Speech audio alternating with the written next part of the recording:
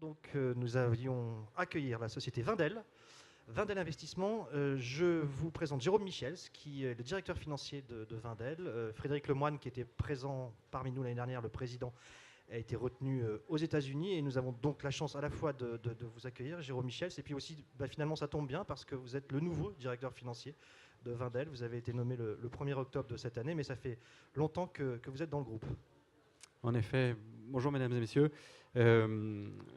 En effet, je suis dans le groupe Wendel depuis 9 ans maintenant. Et avant d'en devenir le directeur financier, j'ai travaillé dans notre équipe investissement, c'est-à-dire que je m'occupais de trouver de belles sociétés dans lesquelles investir. Et puis, je les ai suivies également. J'ai rejoint Wendel après un début de carrière dans le conseil, où j'ai travaillé comme consultant en stratégie, et puis un passage dans un fonds d'investissement plus classique, private equity, avant de rejoindre Wendel il y a 9 ans. Donc vous avez dit été directeur investissement chez Wendel, ça tombe bien parce que Wendel est une société d'investissement. Alors c'est une société qui a 300 ans quasiment d'existence, qui est très connue en France et à la fois pas si connue que ça. En 2 mots, Wendel, c'est une holding ou une société d'investissement? Alors c'est ni l'un ni l'autre, je vous dirais. Wendel, c'est effectivement une société qui a une très longue histoire, qui a démarré dans la sidérurgie il y a 350 ans. Et puis, depuis une quarantaine d'années, la société s'est spécialisée en tant qu'actionnaire de long terme et s'est lancée dans des investissements dans des secteurs tout à fait différents de la sidérurgie pour devenir aujourd'hui un groupe qui compte 13 participations dans des secteurs très différents les uns des autres. On en parlera, j'en suis certain. Mais qui reste attaché à son positionnement familial. Cette société a été fondée par la famille Wendel, qui d'ailleurs en possède toujours 35%. Et ce positionnement de long terme, d'actionnaire familial, reste aujourd'hui au cœur de notre stratégie, même si nous avons mis un accent très fort sur l'internationalisation au cours de ces dernières années. Et donc on a transformé cette société française en un groupe de taille plus importante, bien sûr, et aussi très international. Alors, justement, l'actualité de Wendel, c'est un plan de 2013 à 2017. On est en 2015, donc on est censé être au milieu de ce plan stratégique. Et finalement, vous avez été plus vite que prévu parce que vous l'avez bien terminé cette année, 2015. Expliquez-nous en 2 mots quelle était votre stratégie, l'objectif de ce plan, ce que vous avez fait et où on se retrouve là aujourd'hui en 2015, maintenant que ce plan est achevé. Bien sûr. Alors, effectivement, nous avons défini un plan fin 2012, début 2013 d'investissement. Ce plan consistait à investir 2 milliards d'euros avec une volonté très forte d'internationaliser le groupe Wendel. Et donc, nous avions annoncé à l'époque que ces 2 milliards d'euros devaient être consacrés pour un tiers à l'Europe, notre marché d'origine, un tiers à l'Amérique du Nord, aux États-Unis, et puis un tiers dans des zones à forte croissance, dans des pays à forte croissance. L'idée était vraiment de transformer Wendel en donnant l'accent au non-coté, puisque vous vous souvenez peut-être que à l'époque, Wendel était davantage impliqué dans des sociétés cotées. Et donc nous avons décidé de mettre l'accent sur le non-coté dans des secteurs dans lesquels nous n'étions pas ou peu présents pour diversifier Wendel, et puis avec une forte dimension internationale. Alors nous avons effectivement réussi ce plan avec 2 ans d'avance. Nous avons à peu près respecté la proportion un tiers Europe. Nous avons investi dans une société notamment autrichienne de packaging, Constantia. Nous avons investi un tiers aux États-Unis dans 2 très belles sociétés. Et puis un tiers, et c'est important, dans des pays à forte croissance, et en particulier en Afrique. Nous avons investi dans IHS. Alors, ça, c'est la pépite du groupe. On en parlait déjà l'année dernière avec Frédéric Lemoine. C'était un pari un peu osé. En 2 mots, IHS, c'est... Oui, alors en 2 mots, IHS, c'est une société qui possède des tours télécom sur lesquelles les antennes des fournisseurs de téléphonie mobile sont installées. IHS est une société qui est présente aujourd'hui dans 5 pays, Nigeria, Côte d'Ivoire, Cameroun, Rwanda et Zambie. Et la société est devenue aujourd'hui la plus importante société de tours en Afrique. Elle a organisé le financement privé le plus important en Afrique. Elle a levé près de 3 milliards de dollars et elle possède aujourd'hui 23 000 tours, c'est-à-dire pratiquement 2 fois plus que ce qu'elle en possédait il y a de ça 12 à 18 mois, parce que en fait, cette société a pu acheter des portefeuilles de tours aux opérateurs mobiles dans différents pays. Et c'est vrai que c'est une pépite de notre groupe dans laquelle nous avons commencé à investir début 2013 et dans laquelle nous avons aujourd'hui finalement investi près de 800 millions de dollars. Et nous sommes très contents de cet investissement parce qu'il y a une très forte croissance. La téléphonie mobile... Multiplié par 2 en un an, c'est ça la croissance? Multiplié par 2 en un an, absolument, le parc de Tours. Et la téléphonie mobile est évidemment un service qui est très demandé en Afrique, puisque seuls 10% des Africains ont accès à une ligne fixe, c'est ce qu'on estime. Donc vous imaginez bien que la téléphonie mobile se développe à grands pas, et nous sommes ravis d'avoir investi dans cette société.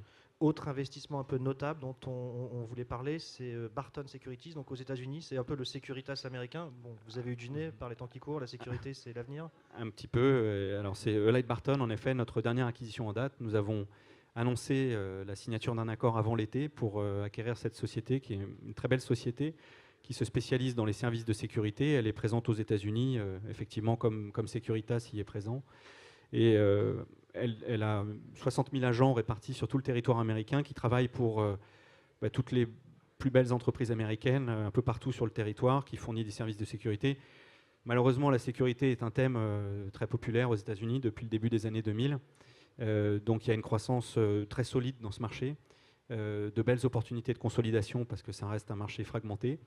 Donc nous sommes très fiers de cet investissement qui va être finalisé dans les mois qui viennent. Avant de parler de la stratégie des prochaines années, de voir comment vous allez finir 2015-2017, j'aimerais qu'on revienne en France pour vos pépites. Alors là, c'est des sociétés plus anciennes. Vous êtes notamment le premier investisseur dans Saint-Gobain, si je ne me trompe pas, avec 11,6% du capital. Tout à fait. Alors ça vous est parfois reproché, parfois c'est une bonne opération. D'année en année, c'est très variable. Cette année, c'est un peu moins bon. Écoutez, nous, on est assez content de la manière dont les choses ont évolué chez Saint-Gobain au cours des derniers mois. Je vous rappelle qu'ils avaient annoncé vouloir recentrer leur portefeuille sur l'habitat. Et c'est chose faite. Ça a été fait avec le plus grand succès, puisque Saint-Gobain a cédé Verallia récemment pour un niveau de valorisation qui est très intéressant.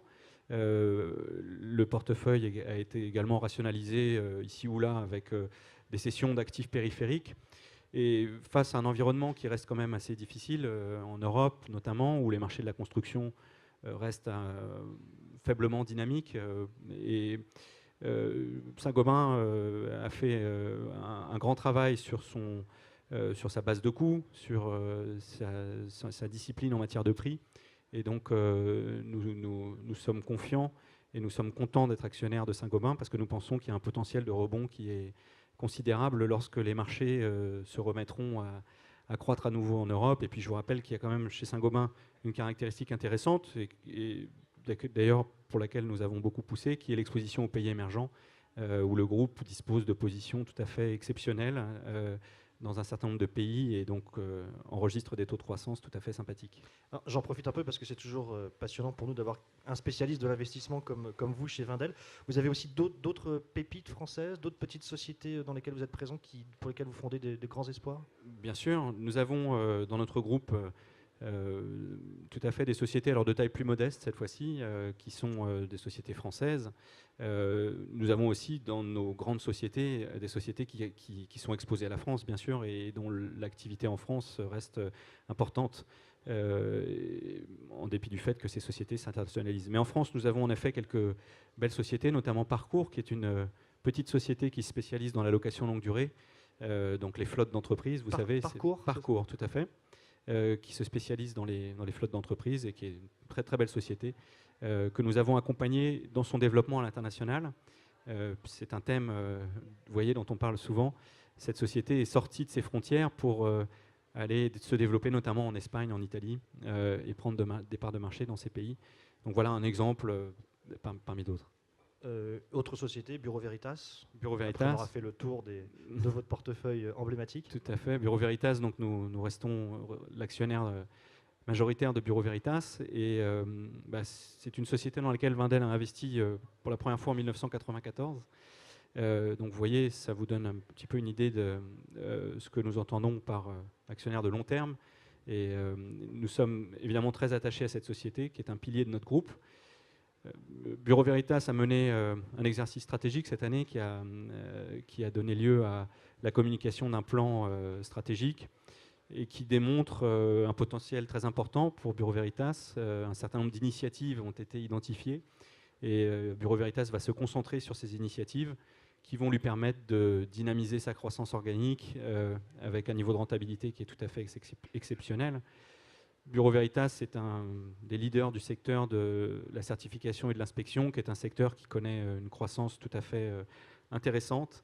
Et il y a aussi beaucoup d'acquisitions dans ce secteur. Donc nous sommes ravis de supporter Bureau Veritas dans sa stratégie. Depuis que Wendel a investi dans Bureau Veritas a réalisé une centaine d'acquisitions. Donc vous voyez la valeur d'un actionnaire de long terme pour une société comme Bureau Veritas qui se développe au plan mondial, que nous pouvons accompagner, est vraiment très importante et permet à ces groupes qui étaient déjà, pour Bureau Veritas, une très belle société leader dans un certain nombre de marchés, de devenir des leaders au plan mondial grâce à notre soutien. D'accord. Alors, donc on le disait au départ, hein, le plan était censé s'étendre de 2013 à 2017. Finalement, vous avez investi les 2 milliards en 2 ans. Alors 2016-2017, vous arrêtez de travailler, vous ne faites plus rien. Qu'est-ce qu'on peut un peu vendre comme histoire pour les prochaines années? Vous savez, c'est vrai que ce n'est pas facile d'acheter une société, de réaliser un investissement. On travaille beaucoup pendant de nombreux mois pour s'assurer qu'on a trouvé la belle société, la pépite. C'est très long. Et puis, on travaille beaucoup, mais en fait, le vrai travail commence au moment où on en devient propriétaire. Et au moment où on devient propriétaire d'une société, il y a beaucoup de choses à faire. Il faut mettre en place les organes de gouvernance. Il faut bien sûr mettre en place un conseil d'administration, des comités, etc. Mais il faut surtout mettre en place les bons outils de suivi de la performance. Il faut aussi lancer les grands chantiers, les initiatives stratégiques qui semblent les plus importantes, et puis s'assurer que la société prend la bonne direction et prend la direction de ce que nous avons identifié comme étant la trajectoire de cet investissement, la thèse d'investissement ou la stratégie. Et donc, il y a un travail important d'intégration. On apprend aussi à travailler avec les équipes. On passe beaucoup de temps avec nos sociétés de portefeuille. Et c'est là-dessus que nous nous concentrons et c'est là-dessus que nous allons nous concentrer dans les mois à venir. Il y a un gros travail.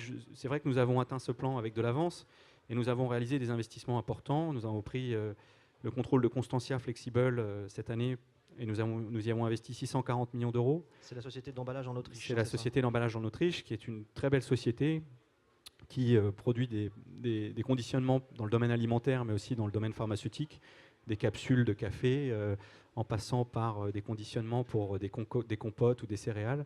Donc il y a un travail ici important pour aider la société à se développer, à faire des acquisitions. Nous mettons à disposition notre réseau à l'international. Nous avons un certain nombre de bureaux à l'international, notamment en Asie, qui peuvent aider nos sociétés à se développer dans ce domaine-là. Donc tout ça prend du temps. Mais dans le cadre de Constantia, nous avons investi en mars et en juillet, la société a annoncé l'acquisition d'un acteur en Afrique du Sud, Afripac.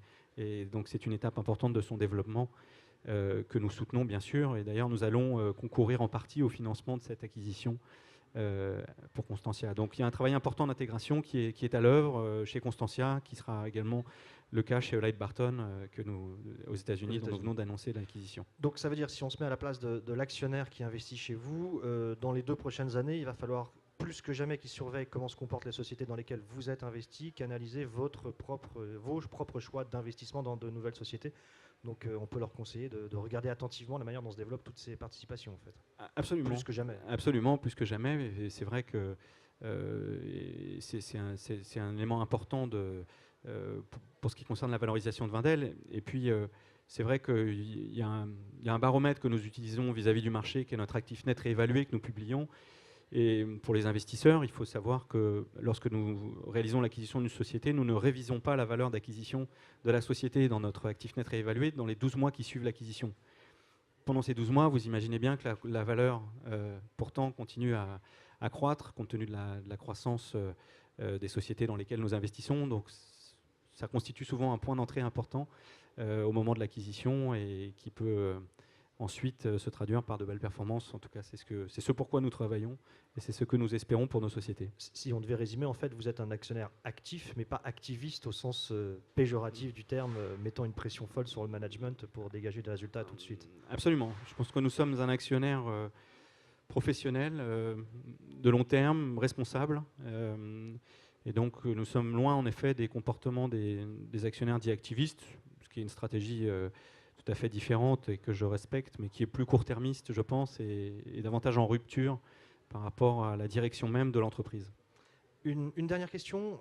Finalement, investir dans Wendel, c'est investir dans un groupe qui a la possibilité de traduire la croissance de plusieurs secteurs différents et plusieurs géographies différentes. Je résume bien. Je crois qu'investir dans Wendel, c'est investir dans un groupe qui est devenu un groupe très international et qui offre la possibilité de s'exposer à des marchés très intéressants, comme par exemple l'Afrique au travers d'IHS, à des secteurs très différents mais qui correspondent à des besoins séculaires des populations, que ce soit dans le packaging, que ce soit dans les équipements, les services aux entreprises. Donc c'est vraiment, à mon avis, une façon en effet de tirer profit du développement économique qui est à l'œuvre, avec une forte exposition maintenant à l'international. Et c'est un sujet sur lequel nous avons beaucoup travaillé, qui me semble intéressant aujourd'hui pour un investisseur. Jérôme Michel, merci beaucoup. Merci d'avoir été présent. Merci à vous pour votre écoute. Je vous laisse, moi je reste. Très bien. Une autre société complètement différente de la vôtre, Naturex. Merci beaucoup. Et à l'année Au revoir. prochaine. Merci.